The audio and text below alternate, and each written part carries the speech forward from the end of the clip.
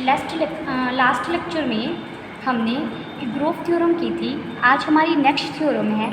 इस थ्योरम का नाम सिंपल अप्रॉक्सीमेशन थ्योरम भी है। आज हम इसकी सिर्फ स्टेटमेंट करेंगे क्योंकि इन नोट्स में इसका प्रूफ रॉन्ग है। मैं आपको अलग से लिखकर प्रोवाइड करवाऊंगी इसका नोट, ठीक है। स्टेटमेंट देखिए, इसका स्टेटमेंट करने के बाद हम लूसिन थ्योरम करेंगे और इसका वहाँ पर यूज़ है, इसलिए हमें स्टेटमेंट अच्छे से समझनी ज़रूरी है। क्या कह रहा है? Let f be a measurable function defined on a set E, then there exists a sequence fn of simple functions which converges pointwise to f on E। ठीक है, अगर f कोई मेजरेबल फंक्शन है जो किसी E सेट पर defined है तो डेफिनेटली f एक क्या है? मेजरेबल फंक्शन है। f मेजरेबल फंक्शन है तो डेफिनेटली इस मेजरेबल फंक्शंस के लिए मुझे एक सीक्वेंस मिलेगी fn, और ये सारे फंक्शंस कैसे होंगे? सिंपल, यानी सिंपल फंक्शंस की सीक्वेंस मिलेगी सच डैट कि वो सीक्वेंस उस फंक्शन को कन्वर्ज करे पॉइंट वाइज। ठीक है, सिंपल अप्रॉक्सीमेशन थ्योरम मुझे क्या कहती है? कोई भी मेजरेबल फंक्शन है, मैं इजीली उसके लिए एक सीक्वेंस ढूंढ सकती हूँ सिंपल फंक्शंस की जो उसे पॉइंट वाइज कन्वर्ज करे। ठीक है, हमारी लूसिन थ्योरम क्या है? नेक्स्ट थ्योरम की स्टेटमेंट देखते हैं। Lusin theorem, let f be a measurable function defined on E, then for each epsilon greater than 0 there exist a closed set f contained in E। हर मेजरेबल सेट फंक्शन के corresponding मुझे एक close set ढूंढना है जो E का subset हो with major of E minus F less than epsilon such that f is continuous on f। मुझे प्रूफ क्या करना है? f कॉन्टीन्यूस फंक्शन हो f पर। ठीक है, जहाँ पर f कैसा है? Closed set. प्रूफ देखिए, first we suppose that f is a simple function. इसमें हम दो केसेस बनाएंगे। केस फर्स्ट है कि f सिंपल फंक्शन हो और दूसरा केस होगा जब f सिंपल फंक्शन नहीं है। तो यहाँ पर आप केस फर्स्ट लिखिए। केस फर्स्ट क्या है? When f is a simple function. f is simple function. हमें पता है सिंपल फंक्शन की डेफिनेशन आपको याद है, एक बार रिपीट कर देते हैं। किसी भी फंक्शन f को सिंपल फंक्शन कब कहते थे? जब मैं उसे एक्सप्रेस कर पाऊँ समीशन ai काई ei में। ठीक है, fx जो f फंक्शन को सिंपल फंक्शन कहेंगे अगर उसका रेंज सेट फाइनाइट हो। पहली बात, रेंज सेट फाइनाइट होगा और ये फाइनाइट वैल्यूज़ ही लेगा। ठीक है, और हर सिंपल फंक्शन को मैं इस तरीके से एक्सप्रेस कर सकती हूँ जहाँ पर ये करैक्टरिस्टिक फंक्शन है। करैक्टरिस्टिक फंक्शन की डेफिनेशन क्या होती थी? करैक्टरिस्टिक ऑफ ई क्या होगा? 1 if x belongs to E। देखिए यहाँ किसी x पर लगेगा, इसकी वैल्यू 1 आएगी अगर x E का मेंबर है। अगर x E कॉम्प्लीमेंट का मेंबर है तो इसकी वैल्यू 0 आएगी। ये हमारा करैक्टरिस्टिक फंक्शन था। और हर सिंपल फंक्शंस को मैं करैक्टरिस्टिक फंक्शन के लीनियर कॉम्बिनेशन में लिख सकती हूँ क्योंकि सिंपल फंक्शन में वो फाइनाइट वैल्यूज़ ही रहेगा, उसका रेंज सेट फाइनाइट होगा और उसके अंदर जो वैल्यूज़ आएंगी वो भी अपने आप में फाइनाइट ही होंगी। तो फर्स्ट हम we suppose that f is a simple function and let, अगर f सिंपल फंक्शन है तो ये फाइनाइट वैल्यूज़ लेगा रेंज सेट में। हमने माना a1 a2 am be the set of non zero values of f की नॉन जीरो वैल्यूज़ हमने इसमें डाली है a1 a2 am। Then f को मैं हर f को एक्सप्रेस कर सकती हूँ समीशन, यहाँ am कर लीजिए, m summation i running from 1 to m ai characteristic of ei। ठीक है, जहाँ पर ei क्या सेट है वो नीचे बता रखा है, ये बात आपको ऊपर बतानी चाहिए। The set ei being measurable, ei set है वो हमारे मेजरेबल हैं और आपस में डिसजॉइंट है। और किस तरीके से डिफाइन है? ei सेट e के वो members such that f of x is equal to ei, यानी मेरा जो इवन सेट है वो क्या होगा बच्चे? Even set x belongs to E such that f of x क्या हो? a1 हो। ठीक है, पहले तो आपको ये बात समझनी ज़रूरी है कि जो हमारा f फंक्शन है वो E से R पर है। E से R पर है तो E ये सेट है। ठीक है, इसी E का ही मैं सबसेट ले रही हूँ E1 जिसकी वैल्यूज़ यहाँ R में से किस पर? A1 पर जा रही है। मान लो ये A1 है, यहाँ पर कोई जो E1 के पॉइंट्स होंगे ना, E1 के अंदर जो पॉइंट आएंगे, ये सेट E1 है, इसके अंदर मान लो ये पॉइंट है, ये सारे क्या वैल्यू ले रहे होंगे? A1। इनका रेंज सेट क्या होगा? A1। फिर मैंने ऐसे एक E2 डिफाइन किया इसके अंदर जो एलिमेंट है वो किसी पर्टिकुलर पॉइंट A2 पर मैप कर रहे हैं, ठीक है। तो इसी तरीके से मैंने EI सेट बनाए हैं, x belongs to E such that fx is equal to AI। Clear. अब मान लो E के बहुत सारे मैंने E1 E2 EM मेंबर्स तो ऐसे बना लिए, ये EM मैंने ऐसे बना लिए जो AM तक मैप कर रहे हैं। अगर यहाँ मैं EM लिखूँगी तो यहाँ AM हो जाएगा, ठीक है। मान लो EM किसी AM पर मैप कर रहा है। क्लियर। उसके बाद मैंने एक सेट EM+1 बनाया है।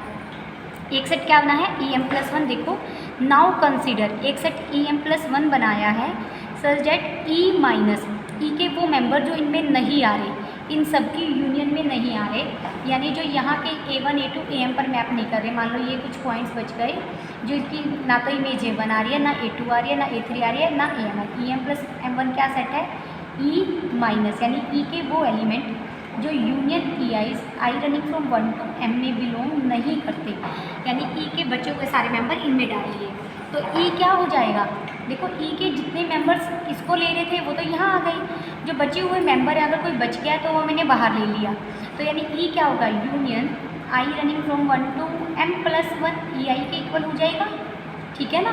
क्लियर, ये बात समझनी जरूरी है। नाउ कंसिडर दिस, अब हमने शुरू की E क्या होगा मेरा union I running from 1 to M+1 EIs। We now know that if E is a measurable set then given epsilon. ये एक रिजल्ट है, हमने फर्स्ट यूनिट में किया था, रिजल्ट है बच्चे ये फर्स्ट यूनिट में। आपको याद हो तो हमने इक्विवेलेंट कंडीशन की थी 5, अगर E मेजरेबल है तो डिफरेंट रिजल्ट हमने वहाँ होल्ड करवाए थे, उन्हीं में से ये रिजल्ट है। अगर E मेजरेबल सेट है तो for given epsilon greater than 0 there is a closed set F contained in E। मैं E का एक सबसेट, एक क्लोज सबसेट ढूंढ सकती हूँ such that outer measure of E minus F is less than epsilon.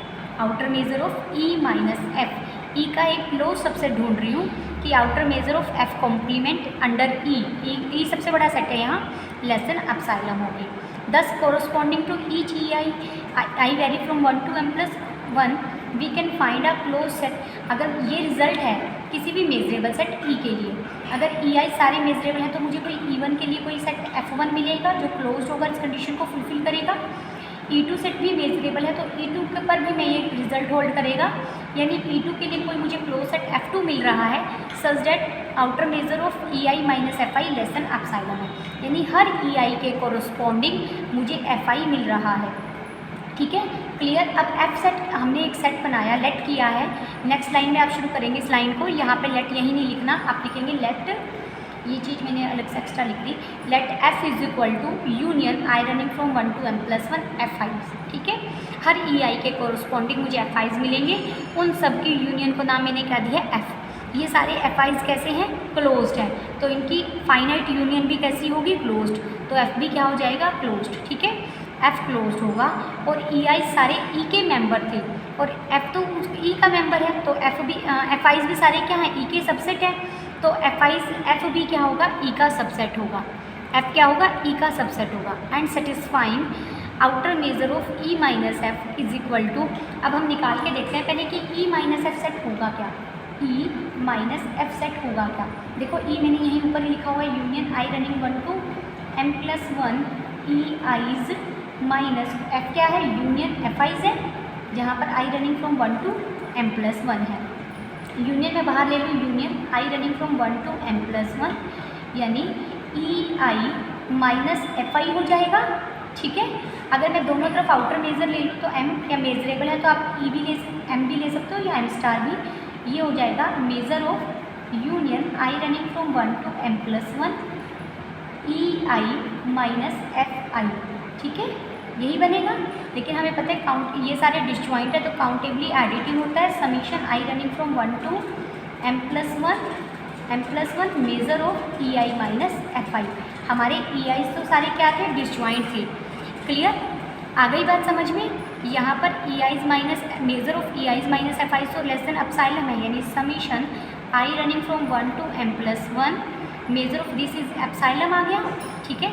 Next step में ये epsilon तो यहाँ कर रही हूँ, एप्सिलॉन तो बाहर हो जाएगा, summation i running from 1 to M+1 into 1 है, यानी ये एप्सिलॉन के साथ M+1 और आ जाएगा, यानी measure of E minus F less than आ गया m+1 एप्सिलॉन के, ठीक है, क्योंकि यहाँ पर जब मैंने यहाँ पर major of EI minus FI को एप्सिलॉन पुट किया था तो लेस देन में कन्वर्ट हो जाएगा ये, clear. The set FI is being disjoint and the function f having a constant value on each FI, क्योंकि FI किसके मेंबर थे, EIs, और हर EIs पर तो फंक्शन कांस्टेंट वैल्यू ले रहा था। यहाँ EIs के कितने भी मेंबर्स थे उन पर ये कांस्टेंट वैल्यू तो ले रहा था, और FI तो इसका ही तो सबसेट है, FI तो इसमें ही कहीं होगा, तो FI पर भी क्या लेगा, कांस्टेंट, यानी हर F1 F2 के लिए क्या ले रहा है, कांस्टेंट वैल्यू। तो F कैसा हो गया, कांस्टेंट फंक्शन हो गया ईच FI के लिए, ठीक है। It follows that F is constant on F, इसका मतलब क्या है कि F उनकी यूनियन में भी कॉन्स्टेंट फंक्शन है, हैंस कॉन्टीन्यूस। हमें पता है कॉन्स्टेंट फंक्शन कॉन्टीन्यूस होता है, और यही हमें प्रूव करना था कि F फंक्शन है वो कॉन्टीन्यूस होगा किसी क्लोज्ड पर, F क्लोज्ड भी है, क्लोज सेट पर ही कॉन्टीन्यूस हो गया। अब हम केस सेकंड करेंगे। केस सेकंड क्या है, let F be not a simple function, यानी F कोई भी मेजरेबल फंक्शन है। अब हम सिंपल अप्रोक्सीमेशन थ्योरम का यूज़ करेंगे। अगर F खुद सिंपल फंक्शन नहीं है अब और मेजरेबल फंक्शन है तो definitely then by simple approximation theorem there exist a sequence Fn of simple function converging to F। अगर F खुद सिंपल नहीं है तो मैं डेफिनेटली एक सीक्वेंस ढूंढ सकती हूँ Fn जो F को सिंपल फंक्शंस की जो F को कन्वर्ज कर रही है। ये Fn सारे कैसे होंगे, simple. Since Fn is a simple function, लेकिन Fn सारे सिंपल फंक्शन है तो मैं इसका केस फर्स्ट यूज़ कर सकती हूँ ईच Fn के लिए। अगर वहाँ F कॉन्टीन्यूस था किसी F पर, यहाँ हर Fn सिंपल फंक्शन है, तो so by above part given epsilon greater than 0 there exist a closed set An contained in E। Fn है यानी F1 के लिए कोई A1 मिला, F2 के लिए कोई A2 मिला, F3 के लिए कोई A3 मिला जो E के सबसेट है, और ईच Fn कॉन्टीन्यूस है अपने An सेट पर, ठीक है। And outer measure of E minus An is less than epsilon by 2n, ठीक है। Since every close set is measurable, लेकिन हर क्लोज सेट तो मेजरेबल होता है, तो सारे Ans कैसे होंगे, मेजरेबल। हमने किया था ना हर बोरल सेट मेजरेबल है, और बोरल सेट पे हमने यही दिखाया था every open set and every close set are measurable, ठीक है। तो An मेजरेबल होगा, ये सारे An running from 1 to Fn जो भी हमारी सीक्वेंस चल रहा है इन्फिनिटी तक मेजरेबल है। इन सब की इंटरसेक्शन को नाम क्या दे दिया, A। लेकिन हर Fn कॉन्टीन्यूस है An पर, तो उनकी इंटरसेक्शन पर भी कॉन्टीन्यूस होगा। इंटरसेक्शन तो स्मॉलेस्ट कर देती है, जब पूरे A1 पर A2 पर वो फंक्शन कॉन्टीन्यूस है तो उनकी इंटरसेक्शन पर भी डेफिनेटली कॉन्टीन्यूस होगा, और एक ऐसा होगा मेजरेबल सेट होगा। अब major of E minus A निकाल के देखते हैं। Major of E minus A क्या है, A तो इंटरसेक्शन ऑफ Ans है, जब इंटरसेक्शन यहाँ सिमेट्रिक डिफरेंस से बाहर आते हैं तो यूनियन बन जाती है E माइनस An, ठीक है। ये यूनियन तो काउंटेबली सब एडिटिव में यूज़ हो जाएगा, और इसको हमने लिख किया था एप्सिलॉन बाय 2n, यानी measure of E minus A less than epsilon आ गई कोरस्पॉन्ड, ठीक है। समझ में आया यहाँ तक। उसके बाद देखो हमने लिट की है कुछ चीज़ corresponding to each positive integer P, हर पॉजिटिव इंटीजर P के कोरस्पॉन्डिंग मैंने एक सेट BP बनाया बच्चे, BP सेट क्या बनाया है, A intersection X such that mode of X lies between P-1 and P, ठीक है ना। P-1 एंड P के बीच में लाई करेगा, ये BP सेट बनाया है। अब ये भी मेजरेबल है, ये भी एक मेजरेबल सेट है, तो यानी इनकी इंटरसेक्शन भी क्या होगी, मेजरेबल। तो ईच BP मेजरेबल होगा, और इनकी A क्या होगा, यूनियन ऑफ BP होगा। A पहले क्या था, इंटरसेक्शन ऑफ Ans था, अब A क्या है, यूनियन ऑफ BP। देखते हैं कैसे होगा।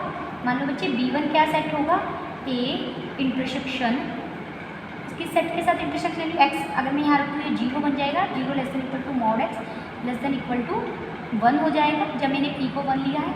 अगर मैं B2 लूँगी तो ये बन जाएगा A intersection X such that 0 less than equal, sorry X 1 रखा है तो यहाँ 1 हो जाएगा, mod X less than equal to 2, ठीक है। B3 क्या सेट बनेगा मेरा, B3 क्या सेट बनेगा, A intersection X such that 2 less than equal to X less than equal to 3, ठीक है।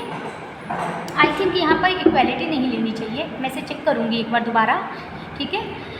ये बन जाएगा, अगर इनके यूनियन लेंगे B1 union B2 union B3, ठीक है, यानी इन तीनों अप टू सोन तक चलेगा, इन सबकी मैं यूनियन लूँगी। A सबका कॉमन पार्ट है तो ये बन जाएगा A इंटरसेक्शन, बाकी सबके यूनियन ले रहे हैं, यानी सेट कौन कौन से बने, एक तो set x such that x lies between 0 and 1, ठीक है। इसकी यूनियन ले लेंगे x such that mod x कह लो, पॉजिटिव ही है वैसे ये सारे, सच दैट 1 एंड 2 के बीच में लाई करेगा, ठीक है।